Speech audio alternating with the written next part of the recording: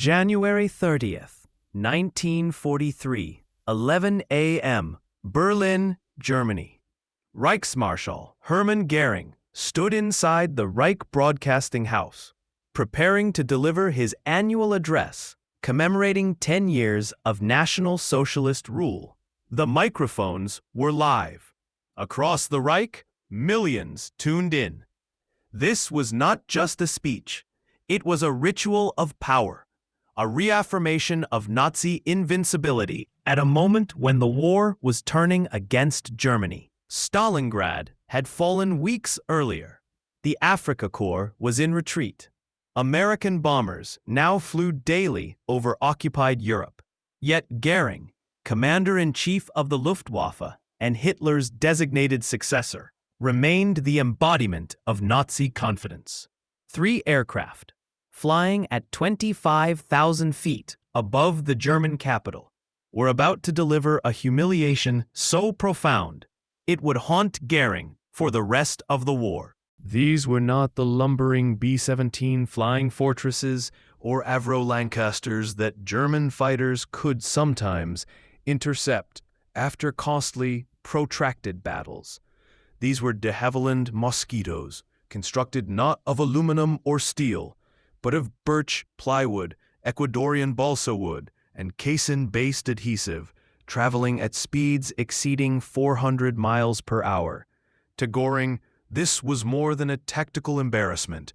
It was an ideological affront. The Mosquito represented everything Nazi racial and technological dogma claimed was impossible.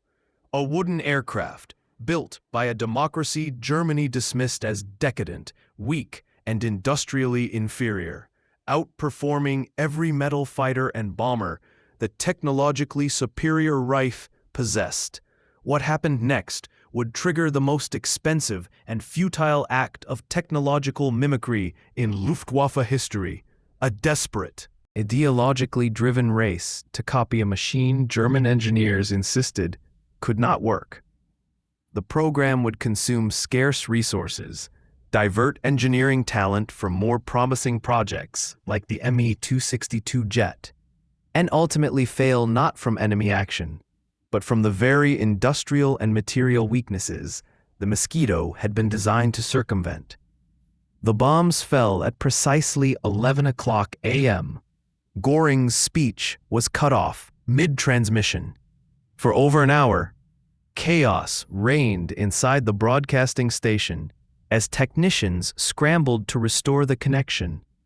When he finally resumed, witnesses described him as boiling with rage and humiliation.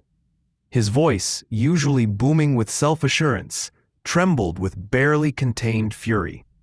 His famous boast from September 1939 now echoed like a curse in the minds of every German listener.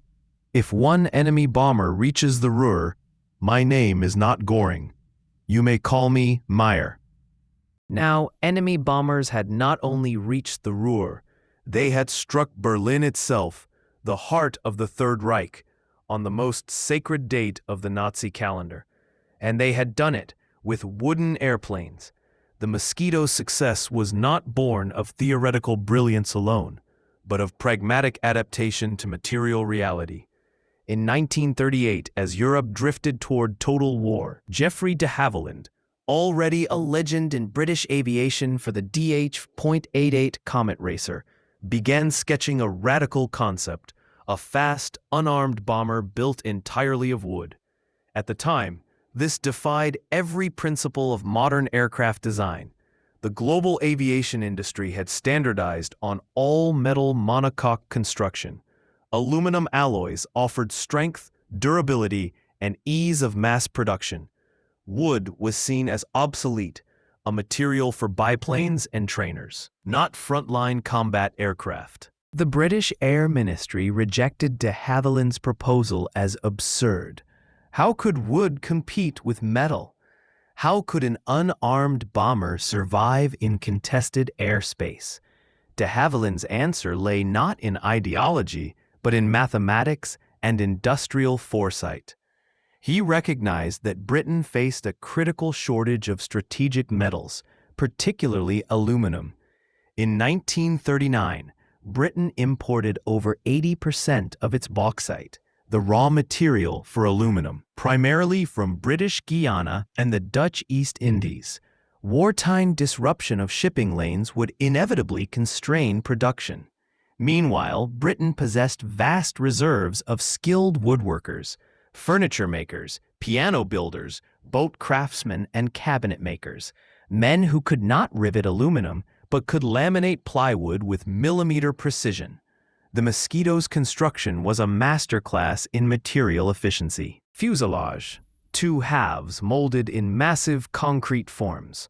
Workers laid strips of Canadian birch plywood, followed by a core of Ecuadorian balsa wood, lightweight yet strong, then another layer of birch. These were bonded with casein adhesive, a milk-based glue developed for the furniture industry. After curing, the halves were joined along the center line with minimal fasteners. Wings, built as a single unit using Douglas fir spars for longitudinal strength. English ash ribs for shape, and birch balsa sandwich skins. The entire wing required no rivets, reducing weight and drag. Weight savings. The empty airframe weighed just 14,300 pounds, nearly 3,000 pounds lighter than a comparable metal bomber like the Bristol Blenheim. This stressed skin monocoque wooden structure provided strength-to-weight ratios equal to or exceeding aluminum, translating directly into speed, altitude, and range. On November 25, 1940, the prototype W4050 took flight from Hatfield Aerodrome. Piloted by Geoffrey de Havilland Jr., the 30-minute flight exceeded all expectations. In comparative trials the following year, the Mosquito outran the Supermarine Spitfire MKV, a twin-engine bomber flying 20 miles per hour faster than Britain's premier single-engine fighter at 22,000 feet. German intelligence officers who later reviewed these figures dismissed them as propaganda fabrications. No bomber could outrun a fighter, yet the Mosquito did, consistently, repeatedly, with devastating effect. By January 1943, the Mosquito had evolved into the most versatile combat aircraft in the Allied arsenal. It served in 42 distinct variants, including Photo Reconnaissance PR Mark I. Stripped of all armament, these flew at 40,000 feet, beyond the ceiling of German fighters like the Bf-109G, 37,000 feet max. Bomber BMK-4 carried a 4,000-pound cookie bomb, more than the Lancaster's typical 2,000-pound load for precision strikes. Fighter bomber FB Mark VI, armed with four 20mm Hispano cannons and 4.303 machine guns, it devastated German shipping and ground targets. Night fighter NF Mark XIII, equipped with AI Mark VIII radar, it downed over 600 Luftwaffe bombers during the defense of the Reich. The operational record was staggering. Loss rate below 1% through 1942, rising only to less than 2% by war's end, the lowest of any Allied bomber type. Sorties flew over 15,000 operational missions across Europe, North Africa, and the Pacific. Precision bombed the Gestapo headquarters in Oslo, September 1942, destroying records of resistance members with minimal civilian casualties. Struck Berlin ministries, V-1 launch sites, and U-boat pens with surgical accuracy. For Luftwaffe pilots trained to believe in German technical superiority, the Mosquito produced a psychological crisis. Reconnaissance variants would appear over German cities, photograph factories, and vanish before interceptors could climb to altitude. Night fighter crews reported British aircraft they could not catch, conducting missions with impunity. By late 1942, German Night Fighter Command issued standing orders: do not waste fuel chasing mosquitoes. They are untouchable.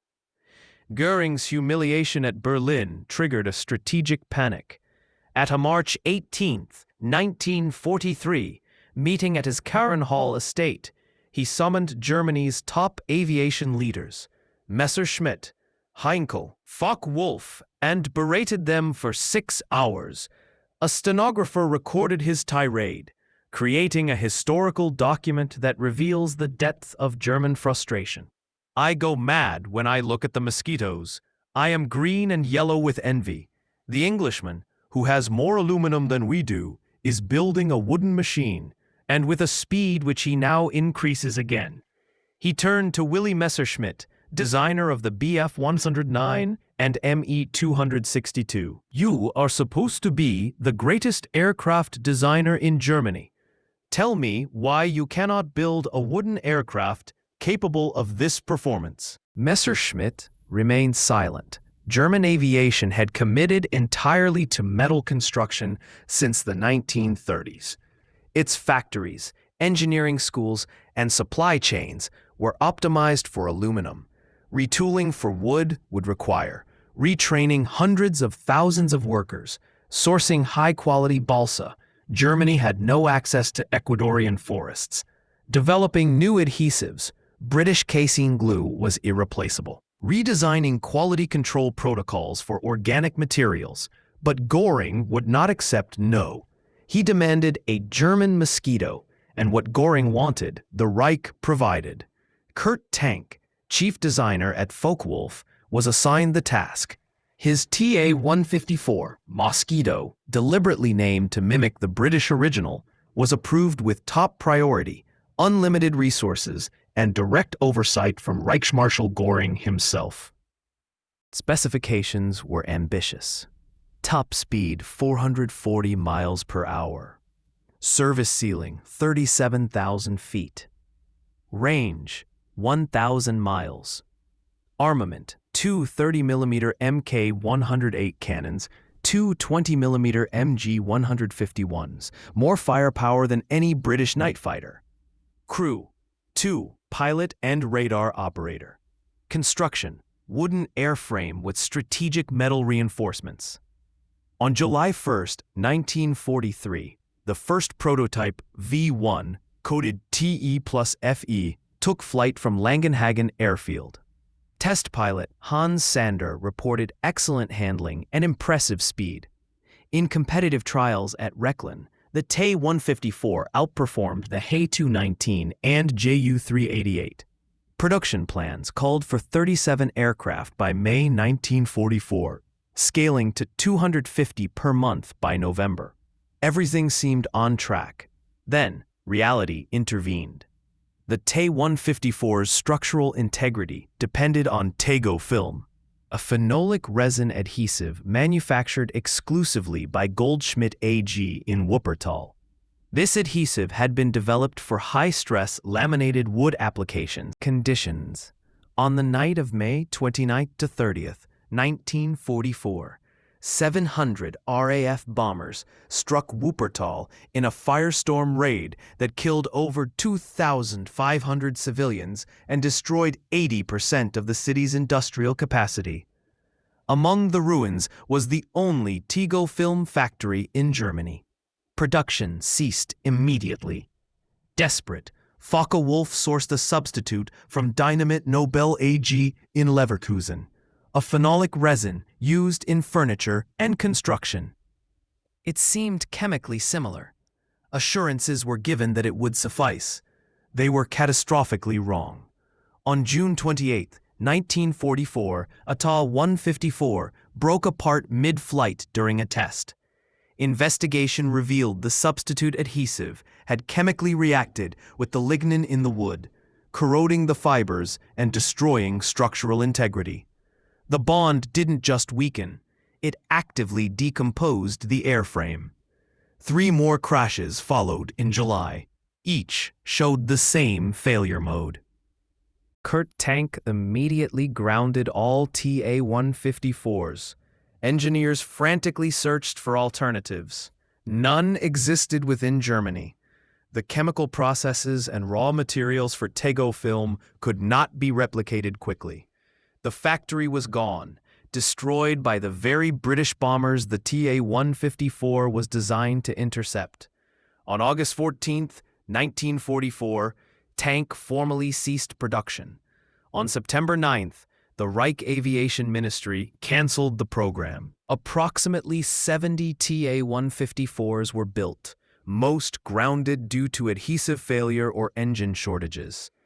Compare that to 7,781 Mosquitoes produced by Britain, Canada, and Australia. The failure went far deeper than one bombing raid.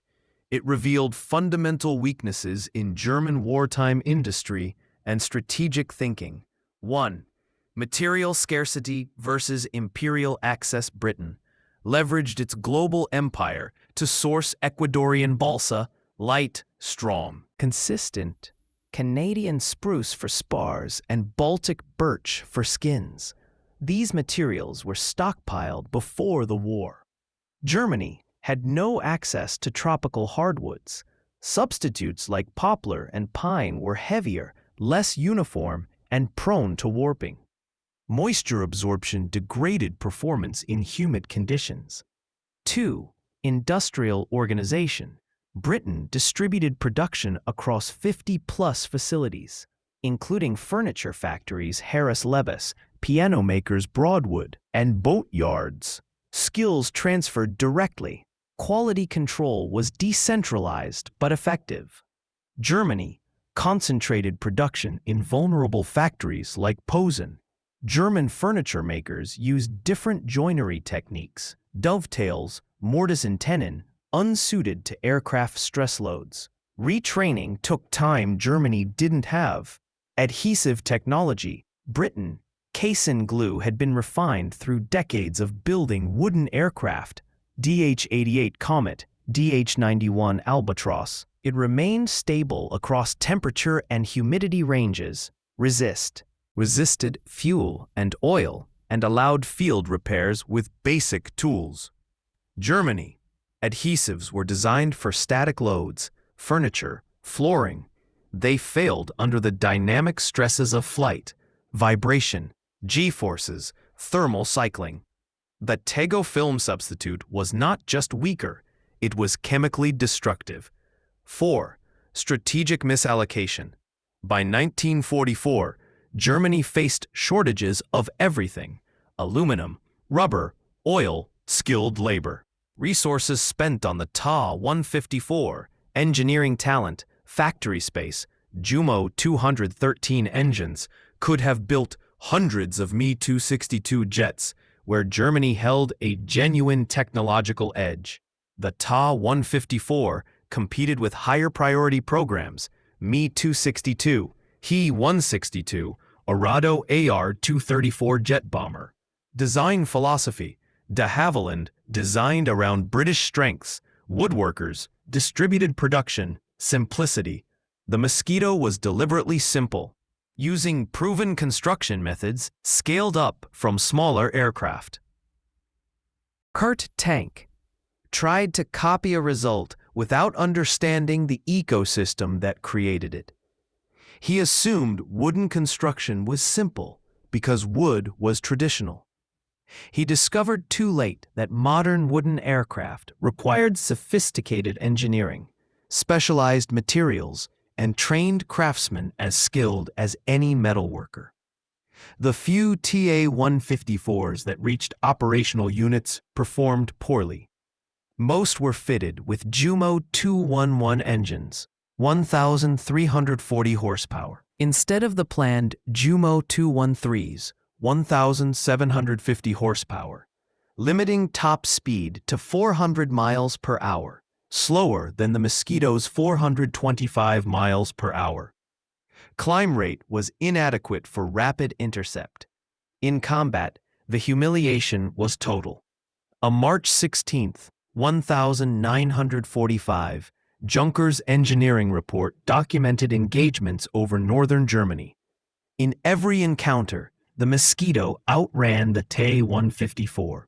The German aircraft could not catch what it was designed to destroy: its wooden construction, which should have provided performance advantages. instead added weight and maintenance burdens without delivering the speed necessary to compete.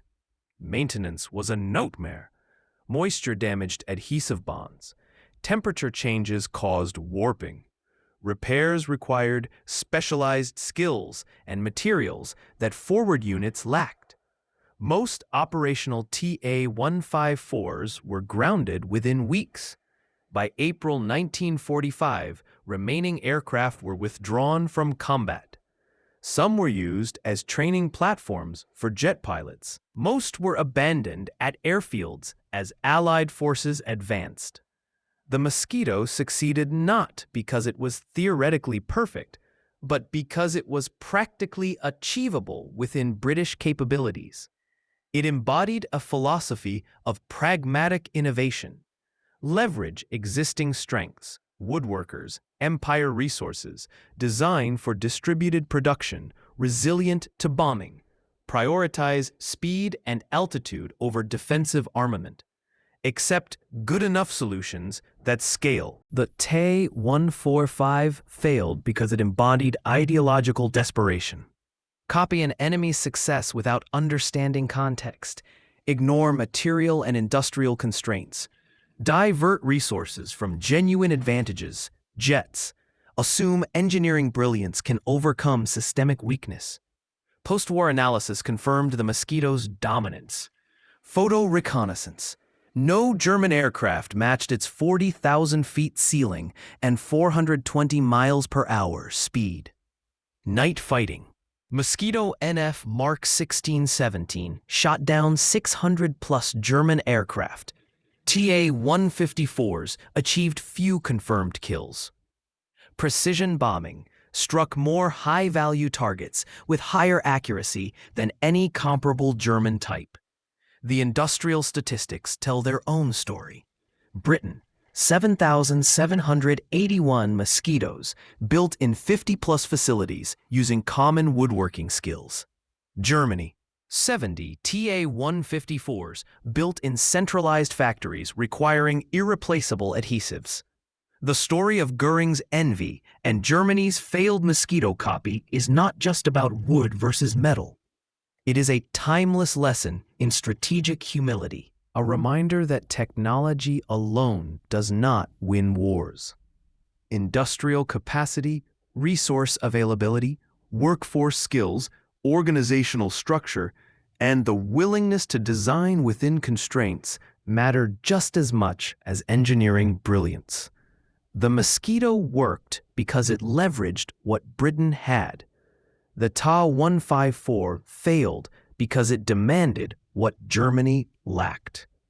If you value history that honors both ingenuity and sober realism, if you believe the men who designed, built, and flew these machines deserve more than myth or melodrama, we invite you to subscribe. This channel is dedicated to preserving the real legacy of World War II, not as entertainment, but as testament, because those who lived it understood a truth we must never forget. The best solution is not the one that looks perfect on paper, but the one that works with what you have.